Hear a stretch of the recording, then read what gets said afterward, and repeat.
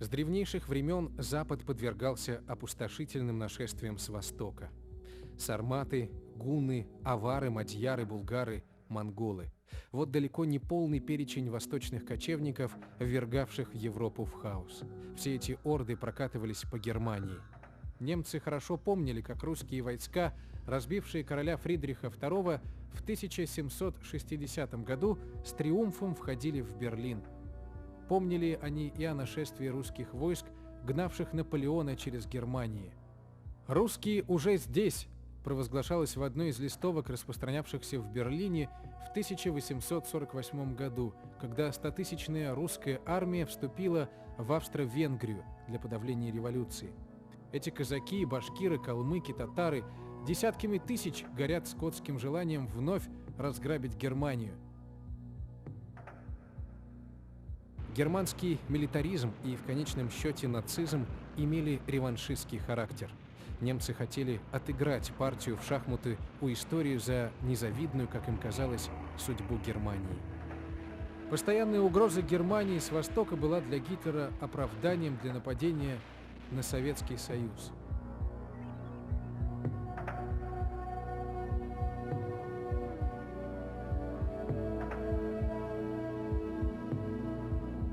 Мы их не звали, они сами пришли. Конечно, солдаты тоже. Вот когда форсировал реку Тису, там молодой солдат попал в плен к нам. Он на коленках стоял.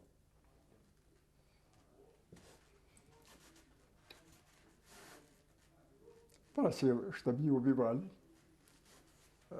Ребята говорят, давайте его убьем, да он в реку бросим. Я говорю, нет, не надо. Он, может быть, тоже не виноват. Его послали, молодой. Вот. Ну, его отправили потом в тыл, там, не знаю, куда его дели. Вот так было.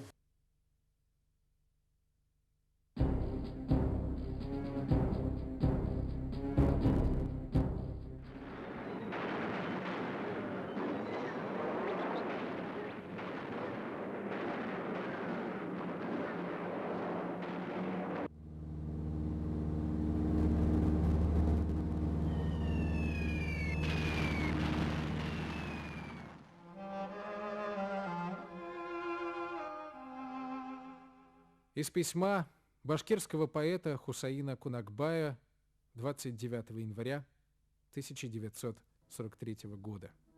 «Дорогая женушка, тебе и дочурке нашей привет. На передовой все переменчиво. Прошу тебя, только тогда, когда не будет от меня писем целых 6 месяцев, не жди меня и смело выходи замуж. Это будет означать, что я убит на войне. Ты не обижайся, что я пишу такие слова. Это я пишу, потому что, во-первых, так случается на войне. Во-вторых, ты сама как-то в одном из писем заикнулась об этом». Политрук 727-го полка 219-й дивизии Хусаин Кунакбай погиб в бою на следующий день, 30 января 1943 года. Война шла своим чередом. У войны своя метафизика. На войне многие становились суеверными, даже заклятые атеисты. Станешь тут суеверным, если не знаешь, что произойдет в следующую секунду, как в песне поется. А на войне не ровен час, а может мы, а может нас. В какую сторону склонится чаша весов, одному Богу известно. Вот оно, искомое слово «Бог». И суеверие тут ни при чем. Многие только на войне становились верующими.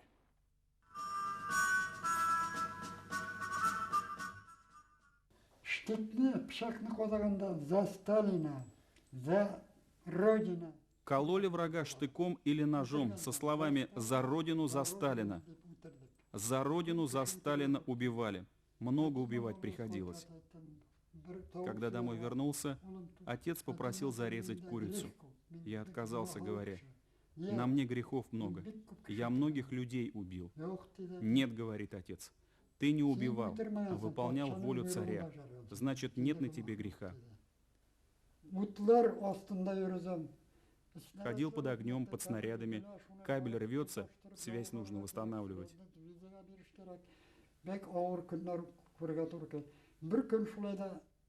Очень тяжелые дни были.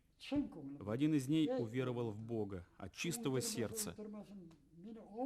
«О Аллах, — сказал я, — пусть меня даже тяжело ранят, но только не убьют». Только сказал аминь, не успел даже глазом моргнуть, как меня накрыло взрывом снаряда. Лежу почти бездыханный.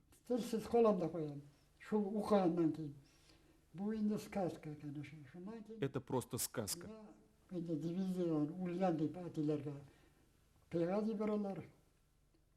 Домой отправили извещение о моей смерти, а я не умер. Меня в госпиталь, в Камышин. С головы до ног лежу в гипсе. Оттуда отправили в Саратов. Там немножко пришел в себя, что-то гложет меня. В Иране от шеи мучился, а тут что-то ест поедом меня.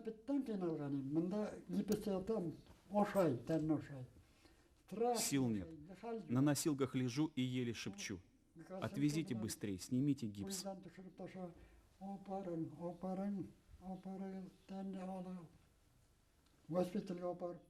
В госпитале гипс сняли, и ужас.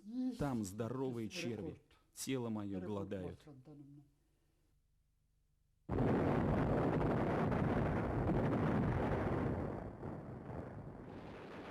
Летом 43-го года в районе Курска советские войска глубоко вклинились внутрь немецкой обороны. Гитлер объявил о начале операции «Цитадель». 5 июля немецкие войска перешли в наступление. Советские войска понесли жестокие потери, в несколько раз превышавшие немецкие. Мы углубились на 300 километров, ширина 400 километров. С одной стороны была 121-я бригада, то есть дивизия. Мы 112-й дивизии сибирской и наша 112-й башкирской дивизии. Вот в основном центре мы углубились и образовали Курскую дугу. Мы, когда, значит, началось сражение в Курской дуге, мы оказались в самом котле. Если обратиться к цифрам, то общие потери Советского Союза во время Курской битвы составили 860 тысяч человек. Немецкие потери были вдвое меньше, чуть более 300 тысяч. То немцы атакуют, то бездекляр. То немцы атакуют, то мы атакуем. То Немцы по нескольку раз в день ходили в атаку.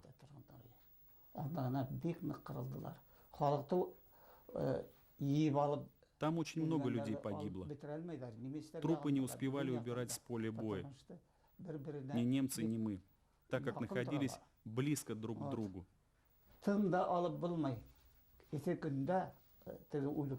Дышать нечем было. В жаркий день трупы разлагаются, черви кишмя кишат. Другой день из роты ни одного человека не осталось. Без разведки сунулись наша рота рядом деревня Красина была, мы стояли. Они сунулись туда. Там 2 снайпера стояли в этом большом тополе. И подпустив 37 человек из нашей роты, всех, значит, уложили как цыплята. Узнав о итогах Курской битвы, а итоги были очень тяжелые, были потеряны практически все танки, были огромные потери в живой силе, Сталин был вне себя от ярости.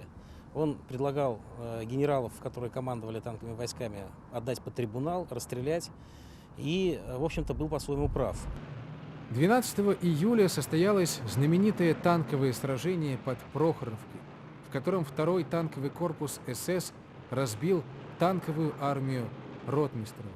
Немецкая армия была оснащена современным оружием. Вот танк «Тигр», он имел дальнобойную пушку, дальность стрельбы которой прицельная 1200 метров. Советские танки стреляли на 800, в лучшем случае на 700.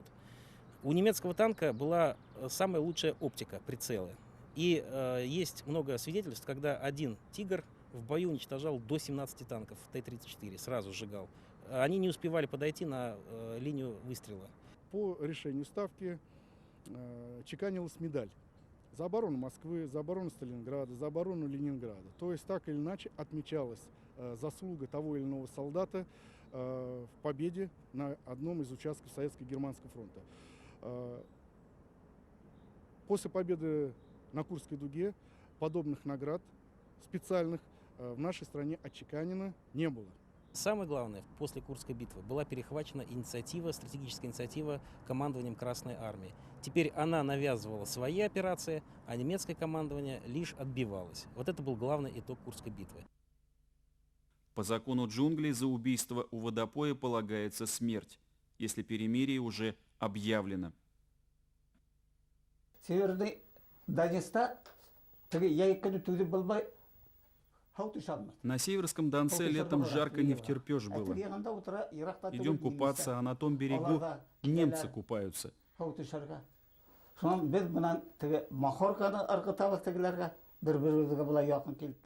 Мы со своего берега им махорку бросаем, а те нам сигареты бросают.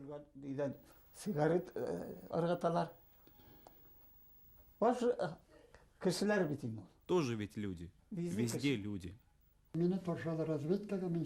Меня отправили в разведку. Был вечер. Встречаю на дороге здорового немца, тоже разведчика. Он умный, и я умный. Он мне показал, мол, ты иди туда, а я ему показываю, а ты туда иди. Друг друга не тронули и так разошлись. Тяжелыми трудовыми буднями жила Башкирия, обеспечивая всем необходимым своих защитников. Но не знали воины Башкортостана, истекая кровью на передовой, что враг уже пробрался и в столицу их родины. Не знали, что линия фронта пролегла уже и там. В 1942 году в системе Главного имперского управления безопасности был создан спецорган «Цепелин», специализировавшийся на проведении диверсий в тыловых территориях Советского Союза. Одним из основателей «Цепелина» был Отто Скорцени. Отто Скорцени, родоначальник немецких командос, сотрудник СД, в сентябре 1943 года провел операцию по освобождению Муссолини из рук итальянских партизан.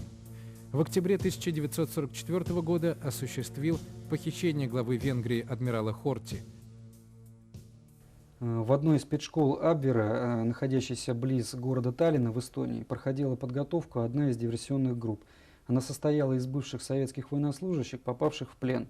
В специальную подготовку входило знание подрывного дела, методика сбора разведывательной информации в советском тылу. В феврале 1942 года группа была готова, и она была заброшена с самолетом, с парашютом на территорию Калининской, ныне Тверской областей. 1 апреля 1942 года эта группа прибыла в Уфу и разместилась на квартире у одинокой женщины на окраине города. В задачу диверсантов входила организация взрывов на Уфимском нефтеперерабатывающем заводе и на ишимбайских нефтепромыслах. Особенностью группы было то, что в ее состав входил некто Русаев, житель Стерлитамака, ранее работавший в тамошней организации «Башнефтепроект». Диверсанты расшифровались тем, что Русаев был послан на разведку в Стерлитамак, где встретился со своими родственниками под видом отпускника военнослужащего. Во время одного из застольев в пьяном угаре он высказался о том, что в ближайшее время Стерлитамак и Ишимбай взлетят на воздух. Одна из его родственниц сообщила эту информацию в НКВД, после чего чекисты проверили Русаева, установили его личность. Выяснено также было, что все документы у него являются поддельными.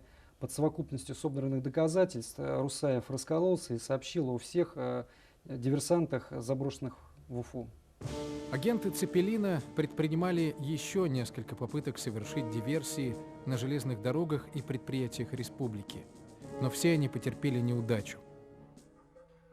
28 ноября 1943 года готовилась встреча в Тегеране тройки глав государств – Сталина, Рузвельта и Черчилля. Готовилась и немецкая разведка. Операция по убийству Большой Тройки получила название «Длинный прыжок». Возглавил ее все тот же Отто Скорцени. В августе 1943 года немцами был выброшен десант эсэсовских диверсантов в Северный Иран. Советская разведка знала о намерениях немцев. Советское посольство в Тегеране охраняли сотни агентов. Biz ana şol indi. Разведка күпме коя уйта, нема кыла. Мы на задании фиксировали, кто куда идет, что делает. Yodлагында. Мени инде дезертер кылып ташалар. Хайыршы. Мен тилсез болдум. По легенде, я был дезертир, нищий и немой.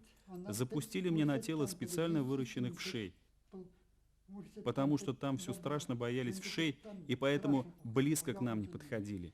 Ana şu посылны саклау үшін bizni еберганнар. Нас отправили посольство охранять, чтобы Сталину жизнь сохранить. Buyoqda o'tsa biz endi xabar berishimiz kerak bo'lgan. Mana shu maqsad ekan. Bunda pistolet, аппаратура Иванов. У меня здесь пистолет, у Иванова аппаратура. Под видом нищих ходили. Иванов атып өтерді өзін. Шыдай алмады. Ол бек... Иванов потом застрелился, не вытерпел. Да ну такую жизнь, все равно нас убьют. И меня хотел застрелить. Я ему сказал: брось, Иванов, поживем еще. Он выстрелил себе в лоб, а я в живых остался. Операция «Длинный прыжок» сорвалась благодаря четкой работе советской разведки, контролировавшей каждый шаг немецких спецслужб и диверсантов Отто Скорцени. Кто вы, русские мы? Сколько вас? Тьма и тьма. Все народы Руси и племена, со всех мест и границ, сел, аулов, станиц, собрались под родные знамена. Казаки на приеме у министра пропаганды Йозефа Геббельса. А это пулеметчики русской освободительной народной армии. Русские пилоты Люфтваффе. Офицер дивизии СС Галичина Полиенко. Казахские легионеры. Грузинские легионеры. Армянские легионеры. А это лейтенант легиона Идель-Урал Мулагали Сафин. Третий рейх клонился к закату и потому судорожно изыскивал действенные способы поколебать основы СССР изнутри. Тогда и возникла идея превратить Отечественную войну советского народа в гражданскую. Идея проста. Увидев своих соплеменников по ту сторону линии фронта, советские солдаты должны были переходить на сторону германской армии. Из 4 миллионов советских солдат, угодивших в плен в 1941 году, к 1942 году выжило чуть больше миллиона. Из них, спасаясь от голода, около 800 тысяч согласились служить в вермахте. Из них и из попавших в плен в последующие годы стали формироваться русская освободительная армия во главе с генералом Власовым и национальные легионы. Кто они? Предатели или жертвы злого рока? Мулагали Сафин родился в деревне Ялчино Юмагузинского района Башкирской АССР. Служил в Белоруссии, на самой западной границе. В числе миллионов таких же, как он сам, попал в плен. В 1943-м зачисляется в легион Идель-Урал. Легион Идель-Урал был сформирован летом 1942 года из числа пленных солдат, в основном татарской и башкирской национальностей. Численность 12 тысяч. Имел репутацию самого неблагонадежного ввиду постоянных переходов легионеров в ряды партизан. 23 февраля 1943 года легионеры были посланы на первое свое дело против первой Витебской партизанской бригады. Однако, к великому разочарованию немцев, все 900 солдат первого батальона перешли с оружием на сторону белорусских партизан. Больше немцы не решались посылать идель-уральцев против соотечественников. Некоторые подразделения легиона были переброшены во Францию для борьбы с движением французского сопротивления. В их числе был и Сафин. Однако и там легионеры не отличались преданностью Рейху. Как следует из документов, в апреле 1944 года Сафин перешел на сторону французских партизан. Вот аттестация, составленная майором Мореем, начальником сил сопротивления Луарской области, в которой говорится, что Сафин в течение 6 месяцев принимал участие в многочисленных тяжелых и трудных боях против немецких захватчиков. И во время этих подрывных работ по разрушению и боев вел себя как храбрый и доблестный солдат русской армии. Многие из легионеров награждались военными наградами Франции, но всех их на родине ждала одна и та же участь. Какая? Понятно.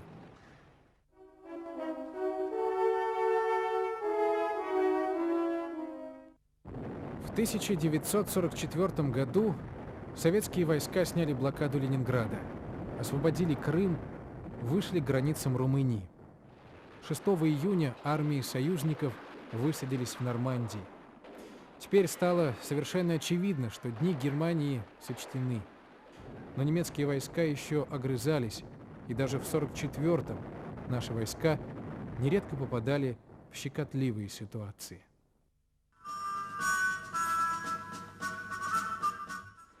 Случилось это под Кривым Рогом, на Украине, 23 февраля 1944 года. Ең қорқынышты эпизод бірашыл окружениеға ілігі онасар. Анда тәртіп... Самое страшное – это попасть в окружение. Там было беспорядочное отступление. Аның артыдан немес нелер бізде үйінді құралда қалмаған. Сзади идут танки, за ними немцы. У нас уже нормального оружия не осталось. Наши отступают кто куда. Никакого командования уже нет. Командование yok. Кагановича станцияға барып жеткен уақытта на станции Кагановича вдоль железной дороги один солдат в немецкой форме с винтовкой ходит. Темір жолда біреу жүріп жатады. Мен аны ойға да кірмей, басқа да кірмей немес екен. Немес киімі формасында біреу жүріп жатады. Мылтықтан мынау қолтық астынан былай тұтқанда темір жол бойлап жүріп жатады. Я, проходя мимо него, говорю: ты зачем немецкую форму одел? Свои ведь убьют. И пошел дальше.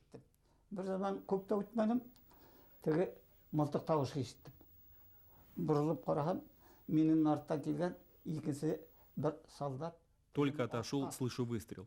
Обернулся. Шедший за мной солдат застрелил того часового. Немцем оказался. И по карманам уже шарит. Станцияға барып, темір жолға кірген, темір жолдың ар-жағынан толашыттар бір взвод. Пришел на станцию, по ту сторону железнодорожного полотна на площади идет взвод немцев. Зольник темірталар өт темір жолда түшіре тұрған. Тұттым да тұрам. Мен айтам, бұлар мені барып ұтыра. Я взял автомат, стал у Зольника, стою и думаю: все равно меня сейчас убьют. Дай-ка я тоже хоть одного убью. Так и стою, жду.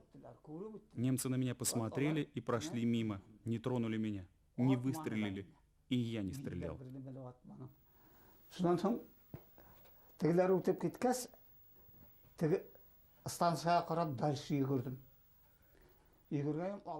Они ушли, а дальше я побежал. Впереди меня идет один невысокий немец.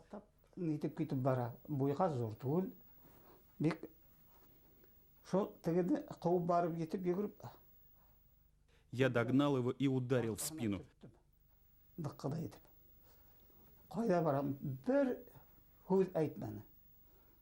Ни слова не сказал он мне. Я сказал: ладно, твои меня не убили, поэтому я тебе дарю жизнь. Живи.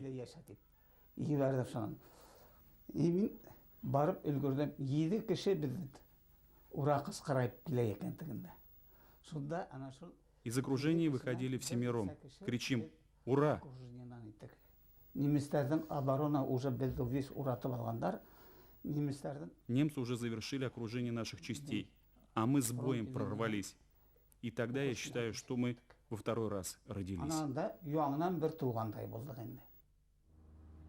В 1943-1944 годах советская авиация имела уже подавляющее численное преимущество в воздухе, хотя пилоты Люфтваффе превосходили советских летчиков качественно. Дело было в том, что налет часов при подготовке немецкого летчика не шел ни в какое сравнение с аналогичным показателем в советских летных школах, где принимался один экзамен – взлет-посадка.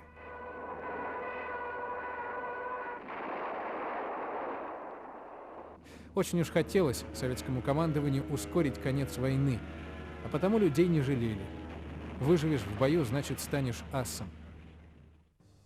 Башкортостан внес свой посильный вклад в завоевание воздушного пространства советской авиации.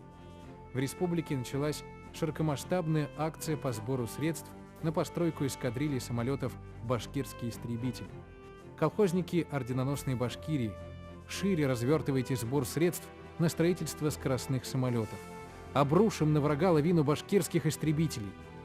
Почин подхватывает молодежь, и вот уже 7 января 1943 года Сталин благодарит комсомольцев, собравших более 5 миллионов рублей на постройку эскадрильи «Комсомолец Башкирии». Ишимбайцы начинают сбор средств на постройку эскадрильи «Нефтяник Башкирии». А 28 января 1943 года трудящиеся БАССР вручают на Энском заводе боевые машины «Колхозник Башкирии» с славным сталинским «Соколом». Не остались в стороне даже рыбаки, собравшие деньги на один самолет «Рыбак Башкирии». В башкирской столице днем и ночью ковалось оружие победы. Паровозы-ремонтники собрали 4 бронепоезда. Моторостроительное объединение производило авиационные двигатели. Недоедание и тяжелый труд подтачивали здоровье рабочих. За несколько месяцев 1944 года на заводе умерло от дистрофии 119 человек. Тем не менее, тыл делал все возможное и невозможное для победы.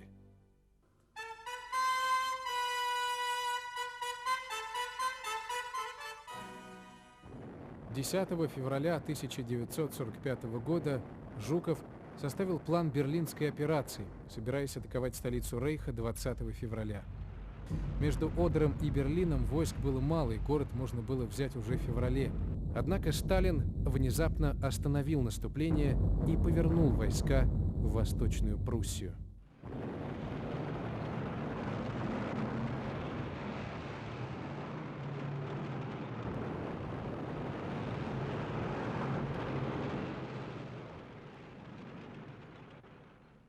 В Чехии и Словакии, которая была сателлитом Германии, развернулось мощное партизанское движение. Созданную там партизанскую бригаду имени Яна Жишки возглавил майор Даян Мурзин. И здесь опять наш рассказ пересекается с упоминавшимся выше Отто Скорцени. 23-летнему Даяну Баяновичу, командовавшему разновозрастными бойцами, удобнее было добавить своей внешности как можно больше взрослой важности. Поэтому он пустил бороду, которая была на редкость черной. Ну а звание генерала ему, оказывается, присвоил сам Скорцени. Так и родился на свет легендарный черный генерал.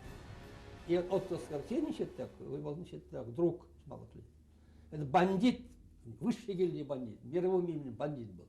Где только бандит, в Белоруссии был, а в Украине был, где только не был. Это банда, Гитлер. Вот, говорит, выезжай, в Чехию, организуй, армию организуй, все самое. Тебе 2 дня срока, кончай эту банду. Приехал с Скорцени, он собрал генералов, агент гестапо собрал, и сказал: я приехал по предводителю. То есть, называл, он говорил, он считал себя главнокомандующим. Во главе приказа главнокомандующим приехал. Повесьте карту. Повесили карту. Укажите, сидят агенты гестапо, укажите, в каких районах территории Чехии действует эта банда. Показывали районы. А у меня 5 отрядов. Одни там, другие, ну, в ряд разных. Показывали, а сколько примерно человек? Говорят, в каждом отряде 800 и 1000 человек. Кто командует этой бандой? Поднимает одну руку, командует, небольшого роста, грузин, майор командует. А фамилию мою знали все. Майор Мурзин командует, грузин, черный, бородой такой, Он, убирайся, уберите, уберите дурака. Считал, что он так, что это бригада командует, майор, значит, уберите. Это говорит, не агент, уберите это самое. Там агент получали, значит, сумму, так, деньги получали.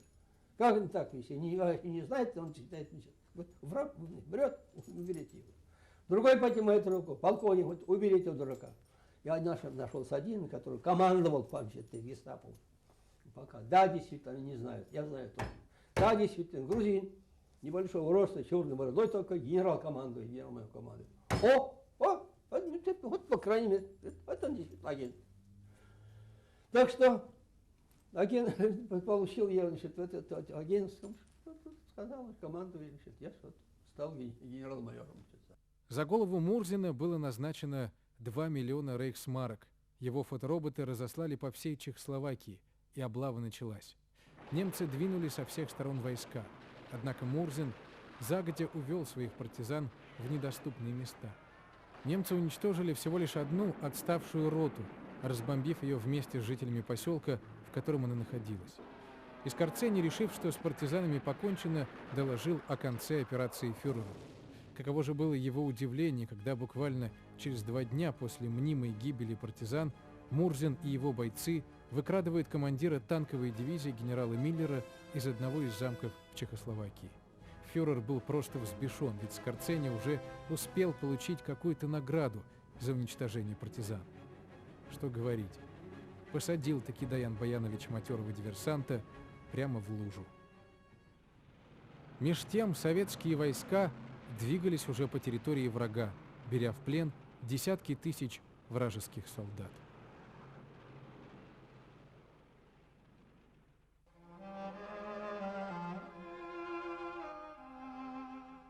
Из письма лейтенанта Игоря Гавриловича. 20 июля 1943 года. Здравствуй, дорогая мама. Каждый день допрашиваю пленных немцев. Немец дрожит и юлит. Эти недочеловеки раскаиваются во всем и считают себя несчастными. Горько проклинают бесноватого фюрера. Немцы теперь стыдятся, готовы сквозь землю провалиться. Уфа как. Целую, твой Игорь.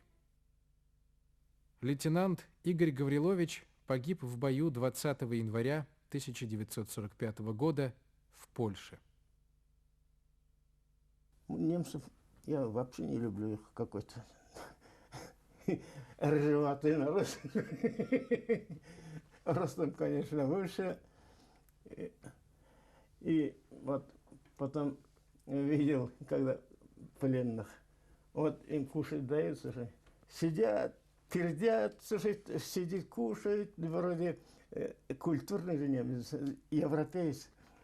Наши ребята, сволочи, вас кормить не надо. Они уже тоже как-то разложились под конец.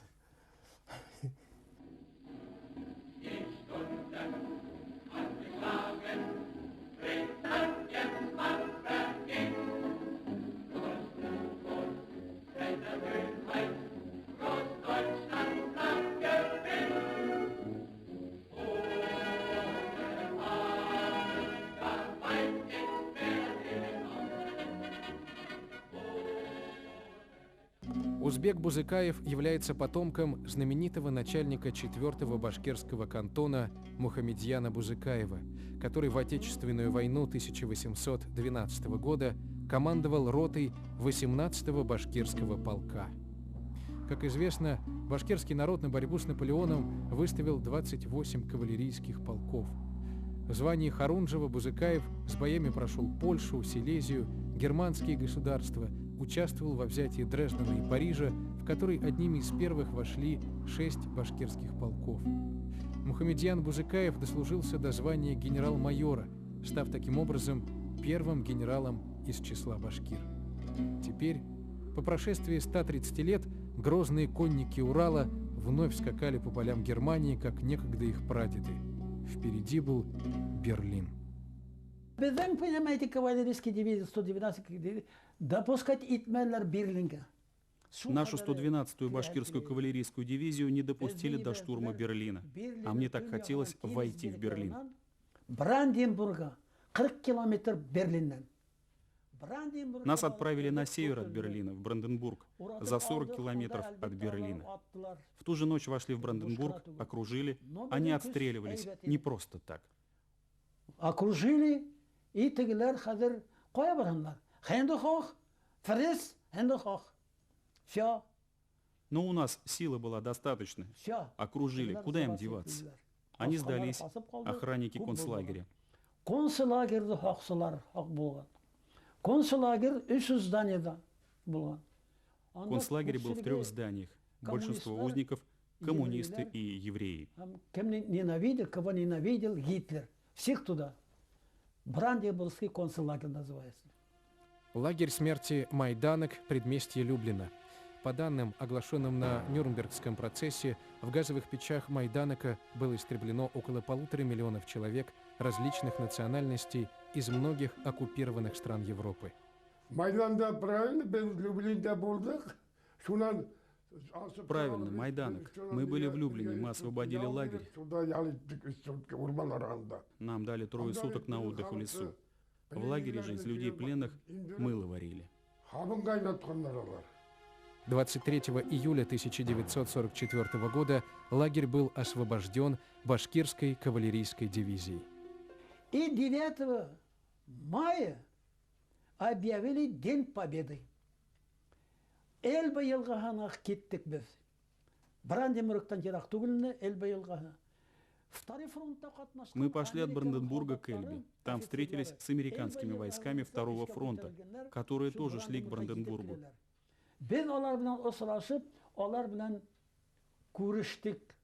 Так мы с ними встретились, подружились и даже водку из фляжек пили вместе с ними. На этом войну мы закончили на Эльбе 9 мая, празднуя с американцами. Эльба елғағында вот американский солдат офицерларын бергелешіп байрам еттік. Так закончился боевой путь легендарной башкирской кавалерийской дивизии, национального соединения нашей республики, а в ее лице закончился боевой путь всего народа Башкортостана. Правда, была еще Япония, но это уже другая история. А пока наши солдаты ставили автографы на стенах Рейхстага. Один из автографов принадлежал руке старшего сержанта Гази Загитова. Незадолго до своей смерти, в 1954 году, он, обычно молчаливый, вдруг загадочно сказал односельчанам: «Скоро вы обо мне услышите». Тайна открылась в 60-х годах. Уважаемый редактор, сознавая, что делаю это с некоторым опозданием, хочу предложить вам материал к 30-летию Победы. Речь идет о Гази Загитове, который вместе с 3 добровольцами из группы капитана Макова 30 апреля 1945 года первым водрузил над куполом Рейхстага Красное Знамя. Уже значительно позже, под утро 1 мая, Знамя Победы водрузили Егоров и Кантария. Этот факт малоизвестный, хотя к 20-летию Победы 30 апреля 1965 года о нем по моему сценарию подробно рассказывалось по Центральному ТВ. В этот же день о нем было рассказано в газете «Красная звезда». О себе. Я военный журналист, Лурье Генрих Геннадьевич. Письмо было адресовано редактору Советской Башкирии. Что же было на самом деле? Как свидетельствуют очевидцы тех событий, вечером 30 апреля 1945 года батальон капитана Неустроева бросился на штурм Рейхстага. К нему присоединилась упомянутая группа капитана Макова. Ведя беспрерывный бой, она первой взобралась на купол здания. Под ураганным огнем немцев Гази Загитов и Михаил Минин установили Знамя Победы, о чем немедленно было сообщено по рации командованию. На обратном пути Загитов был ранен. Пуля прошла в 1 сантиметре от сердца. В 3 часу ночи, когда сопротивление немцев было сломлено, в Рейхстаг привели сержантов Егорова и Кантария, которые без всяких препятствий сделали порученное им явно политическое дело. Вождю было бы приятно, что среди водружавших Знамя Победы находился его земляк. Но шило в мешке не утаишь. И вот в 1994 году из Института военной истории пришло официальное письмо следующего содержания. В результате исследования, проведенного институтом, установлено, что первой на здании Рейхстага Красное Знамя водрузила группа капитана Макова. Исходя из этого, Институт военной истории Министерства обороны Российской Федерации поддерживает ходатайство Комитета Ленинградской организации ветеранов однополчан о присвоении звания Героя России капитану Макову, старшим сержантам Загитову, Боброву, Лисименко, сержанту Минину. Точка. Раскрыта еще одна тайна прошедшей войны. На этом финальном аккорде и следовало бы закончить фильм. Но в чем же мораль?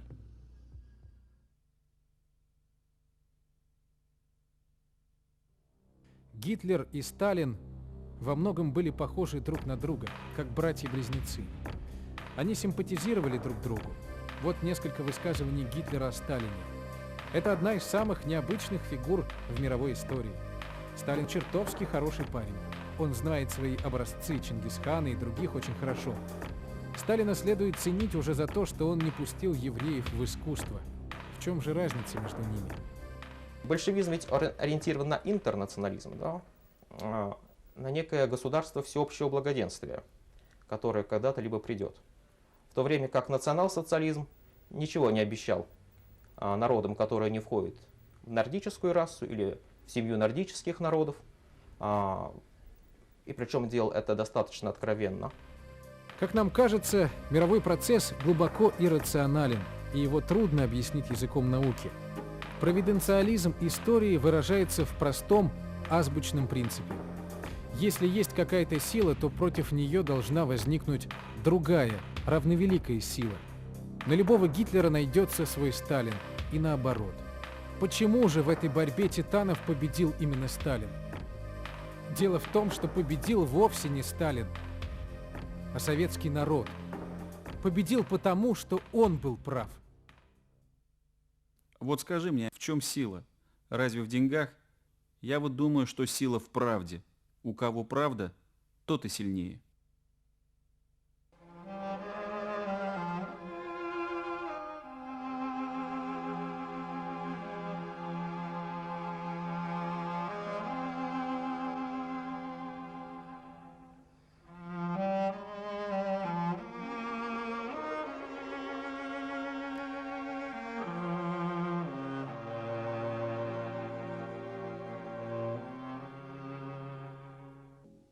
От героев былых времен не осталось порой имен.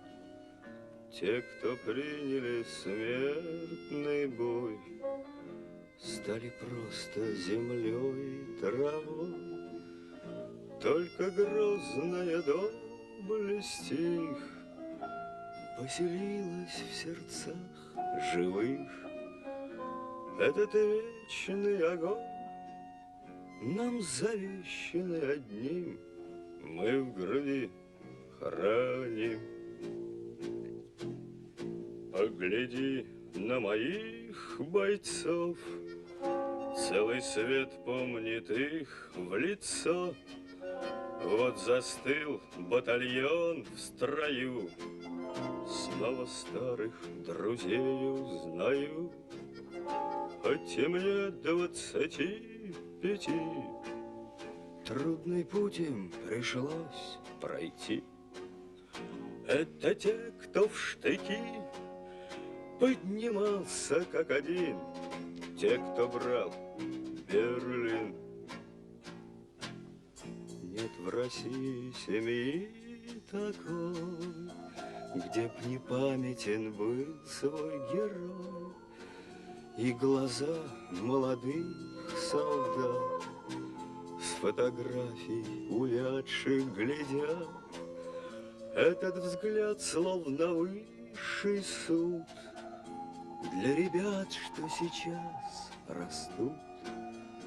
И мальчишкам нельзя ни солгать, ни обмануть, ни с пути свернуть.